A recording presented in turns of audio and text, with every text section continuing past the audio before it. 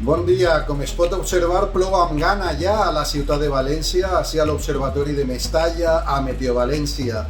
I he de dir que aquesta va ser la tònica a les pròximes hores, inclús anirà a més de cara a la nit i el dia de demà serà un dia prou complicat en quant a precipitacions. De moment ja ha plogut així a València molt poquet, de moment, encara que precisament ara està anant a més aquesta pluja, i sí que hi ha zones en les que ha plogut un poc més, ha plogut, que podria dir que prou més.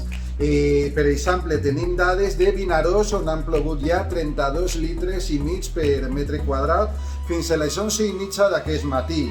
A Ademús han sigut 30,8, a Xelva 29,2, Montanejos 25 i Pego 23,8. És a dir, són precipitacions que per a tan poques hores que porta així aquesta situació de borrasca ja són precipitacions dignes de menció. La previsió ja vos l'estic dient des de fa diversos dies.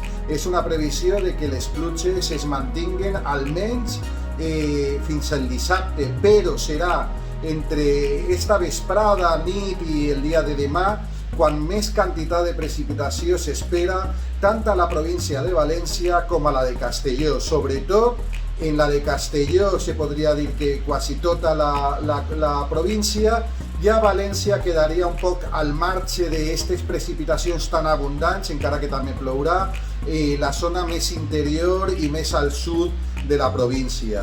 El mateix està previst que passe a la província d'Alacant, on plourà de manera generalitzada, però les precipitacions llevat del nord-est, les comarques de la Marina Alta i la Marina Baixa, no és d'esperar que les precipitacions més endins d'aquestes dues comarques siguen tan quantioses. De tota manera, en qualsevol lloc va ser molt benvinguda aquesta pluja, que a més tampoc és d'esperar que ploga de manera torrencial, almenys no de manera sostinguda, sinó que serà una pluja que anirà deixant-se caure, a estones ben forta, uns altres moments no tant, i serà una pluja que en definitiva serà beneficiosa per a tots.